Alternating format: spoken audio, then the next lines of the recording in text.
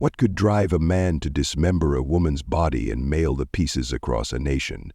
What kind of horror could be so unspeakable that it would unite 12 tribes in civil war and nearly wipe an entire people from existence? We're entering the darkest chapter in the book of Judges, a story so disturbing that many pastors skip over it entirely. This isn't your typical Sunday school lesson. This is an account of moral collapse, so complete that it reads like something from our worst nightmares. We're talking about a Levite, a man who was supposed to represent God to the people, who made a decision so shocking that it triggered the bloodiest internal conflict in Israel's history. When his concubine was brutally assaulted and killed, his response wasn't grief or justice, it was something far more horrifying. He took a knife to her lifeless body, carved it into 12 pieces, and sent those pieces to every corner of Israel like some macabre postal service. Each tribe received a package containing human remains, a message written in blood and bone that would ignite a war costing tens of thousands of lives. This is the story found in Judges 19 through 21, 3 chapters that reveal what happens when a society abandons God's standards and embraces moral chaos. It's a tale of cowardice, brutality, and revenge that spiraled into national catastrophe. You'll witness how quickly civilization can collapse when everyone does what is right in their own eyes. You'll see how evil multiplies when good people remain silent, and how one night of horror can destroy generations. This isn't just ancient history, it's a warning for any nation that thinks it can abandon moral absolutes without consequences. Because when society loses its moral compass, the darkness that emerges can be more terrifying than anything we can imagine. Get ready for a journey into the heart of human depravity, where a religious leader's cowardice led to unspeakable evil, and where the cure became deadlier than the disease. The knife is being sharpened, and Israel will never be the same. To understand how such unthinkable evil could occur in God's chosen nation, you need to grasp the spiritual wasteland that Israel had become during the period of the Judges. This wasn't a momentary lapse in judgment. It was the inevitable result of generations abandoning the God who had delivered them from Egypt. The book of Judges ends with a phrase that explains everything. In those days, Israel had no king. Everyone did as they saw fit. This wasn't just a political observation, it was a spiritual diagnosis. Without godly leadership and divine authority, the nation had descended into moral anarchy, where personal preference trumped divine commandment. Think about what this meant in practical terms. The 10 Commandments had become suggestions. The laws Moses had given them were treated as outdated traditions. The worship of Yahweh was mixed with pagan rituals until it became unrecognizable. Each person, each family, each tribe decided for themselves what was right and wrong. The results were predictable and devastating. Idolatry flourished as people crafted gods that demanded nothing and promised everything. Sexual immorality became commonplace as the boundaries God had established for human relationships were erased. Violence escalated as disputes were settled by strength rather than justice. The priesthood, which should have been the moral backbone of the nation, had become corrupt and compromised. Instead of calling people back to God's standards, many religious leaders had accommodated themselves to the prevailing culture. They offered sacrifices to multiple gods, blessed immoral relationships, and remained silent when evil flourished. This spiritual decay had been building for generations. Each cycle of the Judges followed the same pattern. Israel would abandon God, fall into oppression, cry out for deliverance, receive a judge who would restore order temporarily, then slide back into apostasy after the judge died. But with each cycle, the nation sank deeper into moral darkness. By the time our story unfolds, Israel had reached a point where the unthinkable had become routine.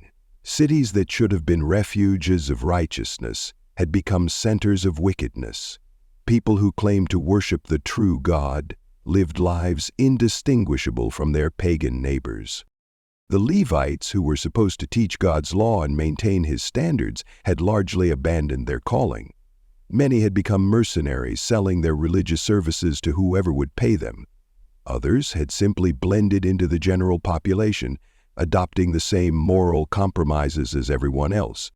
This was the Israel where our story takes place, a nation where the light of divine truth had grown so dim that even God's representatives could commit acts of shocking evil without their consciences troubling them.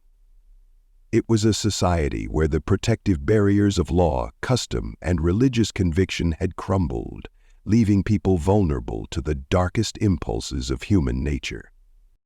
The stage was set for a tragedy that would reveal just how far God's people had fallen from their calling to be a light to the nations. Our story begins with a Levite living in the remote hill country of Ephraim, a man who should have been a spiritual leader but was about to reveal himself as a moral coward.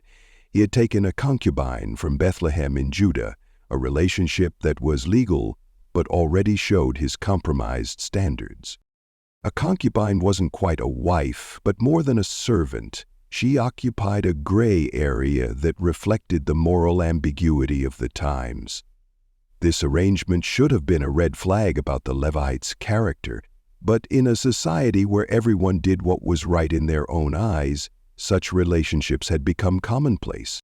The relationship was troubled from the start. The woman was unfaithful to him, committing adultery that shattered whatever trust existed between them. Rather than endure his anger and possible punishment, she made a desperate decision. She fled back to her father's house in Bethlehem, seeking refuge in the only safe place she knew.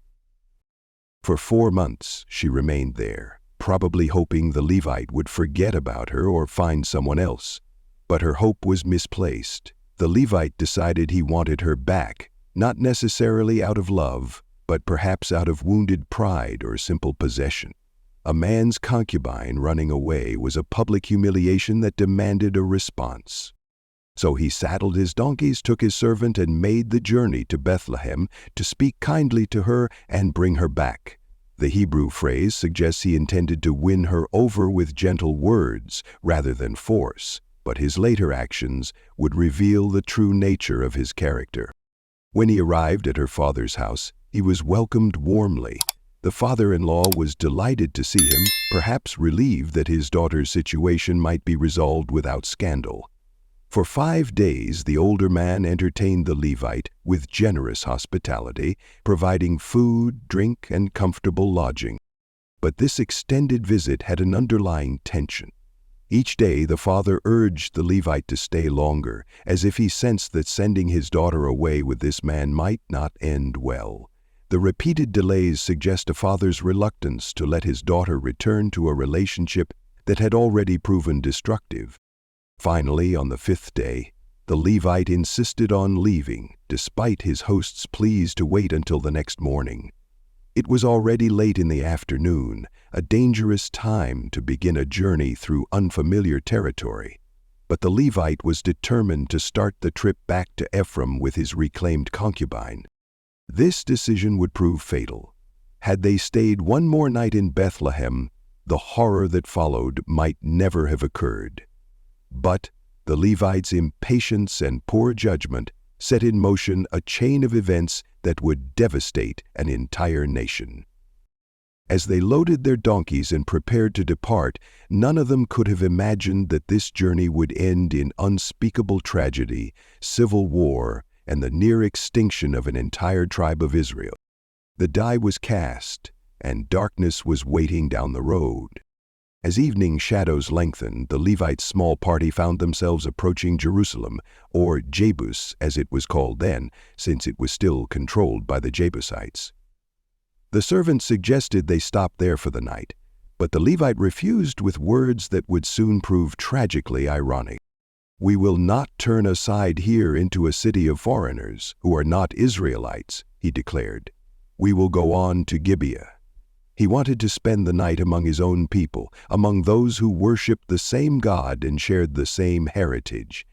Surely they would be safer with fellow Israelites than with pagan foreigners.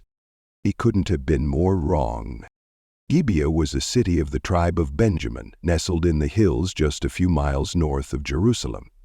It should have been a place of refuge, a community where travelers could expect hospitality and protection, according to the ancient customs of Israel. Instead, it had become something far more dangerous than any pagan city. When they arrived at Gibeah's town square as darkness fell, something immediately felt wrong. In a culture where hospitality to strangers was considered sacred, no one offered them shelter. People passed by, saw the travelers with their loaded donkeys, and simply ignored them. The cold indifference was shocking and ominous. They sat in the square as night deepened, vulnerable and exposed, with nowhere to go. The Levites' decision to avoid the foreign city was looking more foolish by the hour. At least the Jebusites might have shown them basic human decency. Finally, as hope was fading, an old man appeared. Ironically, not even a native of Gibeah, but someone from the hill country of Ephraim who was working in the fields. When he saw the stranded travelers, his face showed genuine concern. "Where are you going? Where did you come from?" he asked. When he learned they were fellow Ephraimites, his hospitality was immediate and generous. "You are welcome at my house," he said. "Let me supply whatever you need. Only, don't spend the night in the square." The urgency in his voice was unmistakable. This wasn't just polite hospitality, it was a desperate warning. Something terrible happened to people who spent nights in Gibeah's streets, and the old man knew it. He brought them to his house, fed their donkeys, and provided water for them to wash their feet. Soon they were eating and drinking, the warmth and safety of the home a stark contrast to the cold rejection they had experienced in the town square. But their relief was premature. As they were enjoying the meal, a sound arose outside that turned their blood to ice. The voices of wicked men surrounding the house, pounding on the door with violent demands. "Bring out the man who came to your house so we can have sex with him," they shouted, their words echoing the same evil that had once destroyed Sodom and Gomorrah. Gibeah had become a Hebrew Sodom, and the night of horror was just beginning. The city that should have been a sanctuary had become a trap, and the people who should have been protectors had become predators. The Levite's choice to trust his own people over foreigners was about to cost him everything and plunge an entire nation into civil war. The pounding on the door grew more violent as the mob's demands became increasingly threatening. The old man's face went pale as he realized the full extent of the danger his guests were in. These weren't just rowdy young men looking for trouble. This was an organized gang intent on sexual violence.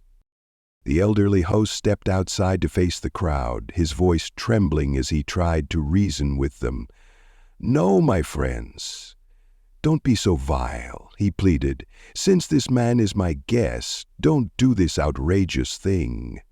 But his words fell on deaf ears. The mob had made their decision, and they weren't interested in negotiation. Their shouts grew louder, more aggressive, as they pressed closer to the house. The situation was spiraling toward violence, and everyone inside knew it. Then the old man made a desperate offer that revealed just how corrupted the moral landscape had become. "Look, here is my virgin daughter and his concubine. I will bring them out to you now, and you can use them and do to them whatever you wish. But as for this man, don't do such an outrageous thing." The proposal was shocking, sacrificing innocent women to protect a male guest. But in that twisted culture, it seemed like the lesser of two evils. The host was trying to preserve the sacred law of hospitality while appeasing the mob's perverted desires. Inside the house, the Levite listened to this exchange with growing terror. This was his worst nightmare, being trapped by violent men who intended to assault him. But what happened next revealed the true depths of his cowardice. Rather than stand and fight, rather than protect the woman who had trusted him, the Levite made a decision that would haunt him forever. He grabbed his concubine and physically pushed her outside to the waiting mob. "Here," his actions said, take her instead of me." The woman's screams pierced the night as the door slammed shut behind her. The man who should have protected her with his life had just handed her over to be gang-raped and murdered. The Levite, the religious leader, had chosen his own safety over her life. What followed was a night of unimaginable brutality. The mob seized the terrified woman and subjected her to hours of sexual violence and abuse. They passed her from man to man, treating her not as a human being, but as an object for their perverted pleasure. All night long, the assault continued. The woman's cries for help went unanswered as the Levite cowered inside the house, probably trying to block out the sounds of her suffering. He made no attempt to rescue her, called for no help, showed no courage whatsoever. As dawn approached, the mob finally tired of their evil sport. They left the broken woman lying at the doorstep like discarded trash, her body shattered by the night's horrors. She had been used, abused, and abandoned to die alone. When morning came, the Levite emerged from the house as if nothing had happened. He found his concubine collapsed at the threshold, her hand reaching toward the door in a final, desperate attempt to find safety. "Get up, let's go," he said callously, as if she had simply overslept. But there was no response. The woman was dead, her life extinguished by the brutality he had enabled through his cowardice. The Levite's betrayal had cost her everything, and his troubles were just beginning. When the Levite realized his concubine was dead, a normal man would have been overwhelmed with grief and guilt. He would have wept for the woman he had failed to protect, raged against the men who had murdered her, or at least shown some human emotion at the tragic loss of life. But the Levite's response revealed a heart that had grown cold beyond recognition. Instead of mourning, he was already calculating. Instead of seeking justice through proper channels, he was planning something far more shocking. He loaded the woman's lifeless body onto his donkey like a piece of cargo and began the journey back to his home in the hill country of Ephraim. During that long, silent ride, his mind wasn't on the woman's suffering or his own cowardice. It was on how he could use her death to his advantage. When he arrived home, the Levite went straight to his house and retrieved a knife. What happened next was so horrifying that it defies comprehension. This man, who was supposed to represent God to the people, began systematically dismembering the woman's body. He cut her into 12 pieces, arms, legs, torso, head, dividing her remains with the cold precision of a butcher preparing meat for market. There was no reverence for the dead, no respect for the woman who had once shared his bed. She had become nothing more than a tool for his twisted plan. But the true horror wasn't just in the dismemberment. It was in what he did next. The Levite carefully packaged each piece and sent them throughout Israel, one to each of the 12 tribes. He turned the woman's body into a macabre postal service, delivering his message of outrage, written in blood and bone. Can you imagine the shock of the tribal leaders who received these packages? They opened what they thought were normal deliveries, only to find human remains, a severed arm, a leg, pieces of a woman's torso. The psychological impact was devastating and immediate. With each gruesome package, the Levite included his version of events. He told how he had been traveling through Benjamin, how the men of Gibeah had surrounded the house, how they had assaulted and killed his concubine, but conveniently he left out his own cowardly role in her death. His message was clear. Look what the Benjamites have done. See how far Israel has fallen. This woman's blood cries out for vengeance. The response was exactly what he had hoped for. Across the nation, people were horrified by what they saw. Such a thing has never been seen or done, not since the day the Israelites came up out of Egypt, they declared. Just imagine, we must do something, so speak up. The Levite had succeeded in his twisted plan. By turning his concubine's body into a propaganda tool, he had shifted attention away from his own failures and focused it on the crimes of Gibeah. He had transformed himself from coward to victim, from betrayer to righteous accuser. But in doing so, he had also lit a fuse that would explode into civil war. His gruesome message would unite the tribes in outrage, but it would also lead to a conflict that would nearly destroy Benjamin and cost tens of thousands of lives. The woman who had suffered so much in life was now being exploited, even in death, her dismembered body becoming the catalyst for a national catastrophe that would echo through generations. The Levites' gruesome message had its intended effect. From Dan in the north to Beersheba in the south, the tribes of Israel were united in outrage like never before. The assembly that gathered at Mizpah was massive, 400,000 armed men, representing 11 tribes, all demanding answers and justice. When the Levite stood before this enormous crowd, he played his role perfectly. He told his story with the skill of a practiced manipulator, painting himself as an innocent victim and his concubine as a martyr. He described the mob's demands, the night of horror, and the woman's death, but carefully omitted his own cowardly betrayal. The citizens of Gibeah came after me and surrounded the house, intending to kill me, he lied smoothly. They raped my concubine and she died. Not a word about how he had pushed her outside to save his own skin. The crowd's reaction was explosive. Voices rose in anger as men shouted for vengeance. The crime was so heinous, the violation of hospitality so complete, that immediate action was demanded. This wasn't just about one woman's death. It was about the moral soul of the nation.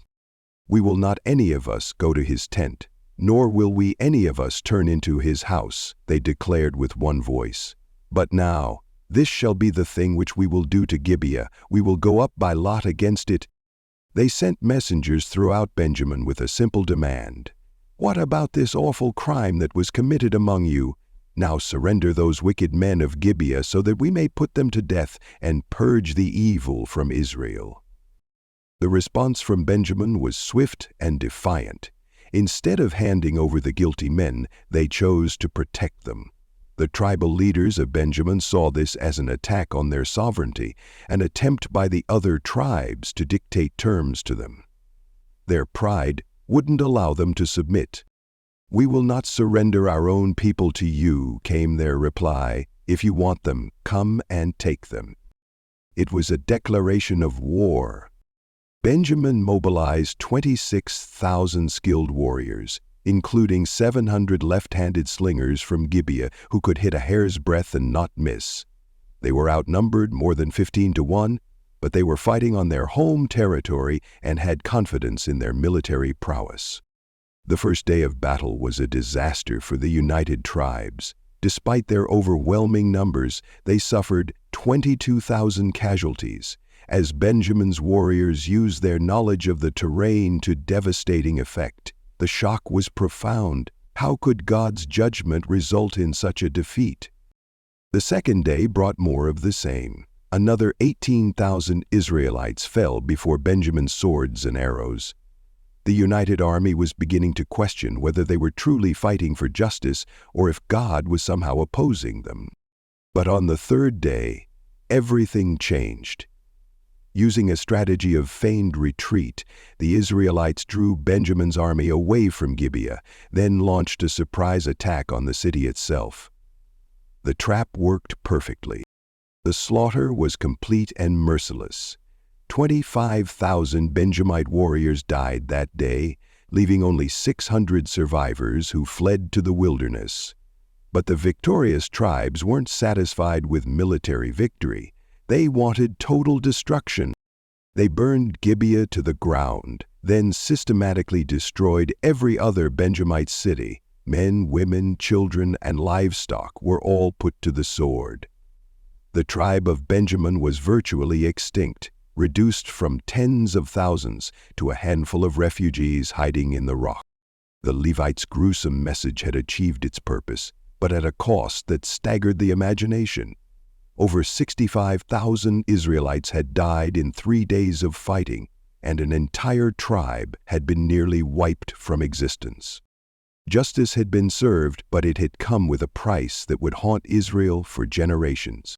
As the smoke cleared from the devastated cities of Benjamin, the victorious tribes suddenly faced a horrifying realization. In their righteous fury, they had nearly committed genocide against their own brothers. Of the 12 tribes of Israel, one was on the verge of complete extinction. Only 600 Benjamite men had survived the slaughter, hiding in the wilderness like hunted animals. But there were no Benjamite women left alive. They had all been killed in the systematic destruction of the cities. Without wives, these survivors couldn't rebuild their tribe. Benjamin would die out within a generation. The weight of what they had done began to sink in. The other tribes gathered at Bethel, weeping before God as the magnitude of their actions became clear. Why, Lord, God of Israel, has this happened to Israel, so that one tribe should be missing from Israel today? But their grief was complicated by another problem, an oath they had sworn in their anger. During the assembly at Mizpah, they had declared with solemn vows, "Not one of us will give his daughter in marriage to a Benjamite." They had cut off any possibility of the surviving men finding wives among their fellow Israelites. Now they were trapped by their own words. They wanted to preserve Benjamin, but their sacred oath prevented them from providing the means to do so. In ancient Israel, breaking such a vow was unthinkable. It would bring divine judgment upon the entire nation. Desperate for a solution, they searched for a loophole. Which one of the tribes of Israel failed to assemble before the Lord at Mizpah? They asked. If any city had refused to join the war against Benjamin, they could be punished, and their women could be given to the survivors. The answer came quickly: Jabesh-Gilead. This city east of the Jordan had sent no warriors to the assembly, showing no concern for the outrage at Gibeah. In the twisted logic of the time, this made them complicit with Benjamin's crime. The solution was as brutal as it was practical.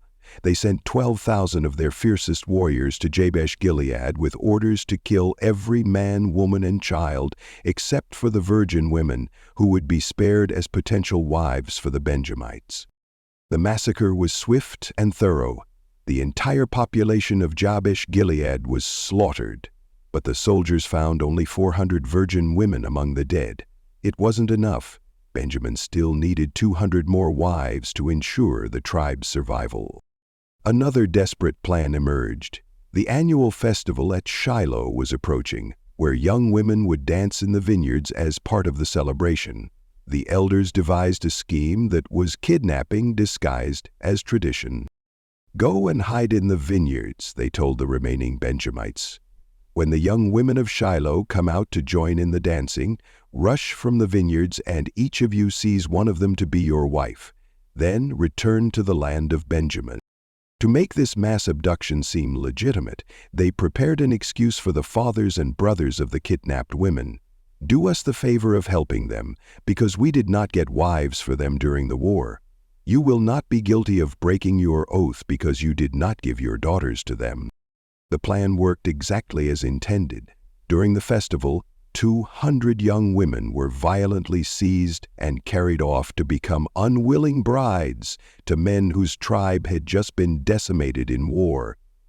Their screams and tears meant nothing to the tribal leaders who had orchestrated this solution. Benjamin was saved from extinction, but at the cost of more innocent blood. The tribe that had been nearly destroyed for protecting rapists was now rebuilt through rape and kidnapping. The cure had become as evil as the original disease. The moral bankruptcy was complete. In their quest for justice, the tribes of Israel had become everything they claimed to oppose. This horrific tale from Israel's darkest period isn't just ancient history. It's a warning about what happens when a society abandons moral absolutes and embraces the deadly philosophy that everyone can decide right and wrong for themselves. The phrase that haunts the book of Judges, "Everyone did what was right in their own eyes," perfectly captures the root of this catastrophe. When objective truth is replaced by subjective opinion, when divine standards are exchanged for personal preferences, the results are always devastating. Look how quickly evil escalated once moral boundaries disappeared. It started with a Levite taking a concubine instead of a proper wife, a compromise that seemed minor at the time. But compromise breeds more compromise, and soon an entire city was practicing the same sexual perversion that had destroyed Sodom and Gomorrah. The men of Gibeah didn't wake up one morning and decide to become rapists and murderers. They arrived at that point through a gradual process of moral decay, each step seeming reasonable to their corrupted consciences. When society loses its moral compass, individuals lose their ability to recognize evil, even in themselves. Notice how the supposed solution became worse than the original problem. The tribes were rightfully outraged by the gang rape and murder of the concubine, but their response led to the deaths of over 65,000 people and the near extinction of an entire tribe. Then, to fix their overcorrection, they committed more massacres and mass kidnapping. This is what happens when human anger tries to accomplish divine justice. Without God's wisdom guiding their response, the tribes became as evil as the men they were punishing. Their righteous indignation transformed into bloodthirsty vengeance that consumed everything in its path. The story also reveals the danger of compromised leadership. The Levite should have been a moral guide for the nation, but instead he became the catalyst for its greatest internal conflict. When religious leaders abandon their calling and embrace the same moral relativism as everyone else, society loses its last line of defense against chaos. His cowardice in sacrificing his concubine to save himself shows what happens when self-preservation becomes more important than protecting the innocent. His manipulation of her death to avoid responsibility demonstrates how easily people can twist tragedy to serve their own purposes. The tribal leaders weren't much better. They made rash oaths in the heat of emotion, then committed atrocities to avoid breaking those oaths. They prioritized their own honor over justice, their tribal pride over human life. When leaders care more about their reputation than their responsibility, disaster inevitably follows. Perhaps most chilling is how each group justified their actions. The men of Gibeah probably told themselves they were just having fun. The Levite convinced himself he was seeking justice. The tribes believed they were defending righteousness. The final massacres were rationalized as necessary for tribal survival. This is the ultimate danger of moral relativism. It provides endless justification for evil. When people become their own moral authority, they can always find reasons to do what they want rather than what they should. The warning for any society is clear. Abandon God's standards at your own peril. When everyone does what is right in their own eyes, the result isn't freedom, it's chaos, violence, and the destruction of everything that makes civilization possible. And so we close one of the Bible's most disturbing chapters, a story that reveals the horrifying depths to which humanity can sink when God's standards are abandoned for personal preference.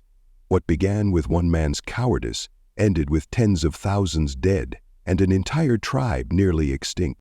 The Levite who cut his concubine into 12 pieces thought he was solving his problem, but he was actually lighting a fuse that would explode into Israel's bloodiest civil war.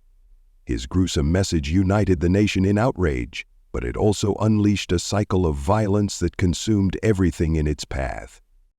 This isn't just a tale of ancient brutality, it's a mirror reflecting what happens in any society that embraces moral relativism. When everyone does what is right in their own eyes, the result isn't freedom, but chaos. When divine absolutes are replaced by human opinions, civilization itself begins to crumble. The progression is always the same. Compromise leads to corruption, corruption leads to violence, and violence leads to the destruction of everything good and decent. The men of Gibeah didn't become monsters overnight.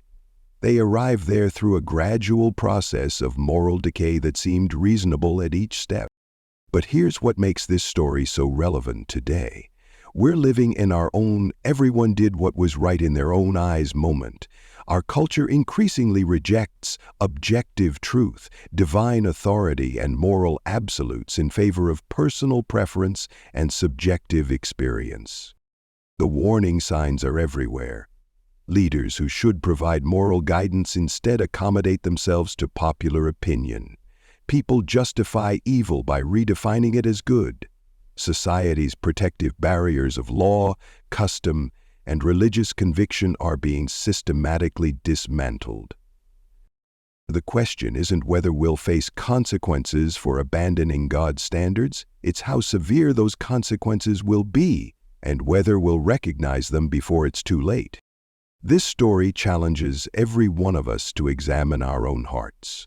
Are we standing for truth even when it's unpopular? Are we protecting the innocent even when it costs us something? Are we seeking God's justice or just our own revenge? The Levite's knife is still cutting and society is still bleeding, but unlike ancient Israel, we still have time to choose a different path. If this dark tale has opened your eyes to the dangers of moral compromise, hit that subscribe button and join us as we continue exploring the most challenging stories in biblical history. Next week, we'll uncover another account that will shake your understanding of human nature and divine justice. Share this video with someone who needs to understand where moral relativism ultimately leads. And remember, when everyone does what is right in their own eyes, nobody is safe. The choice is ours. God's way or chaos. There is no middle ground.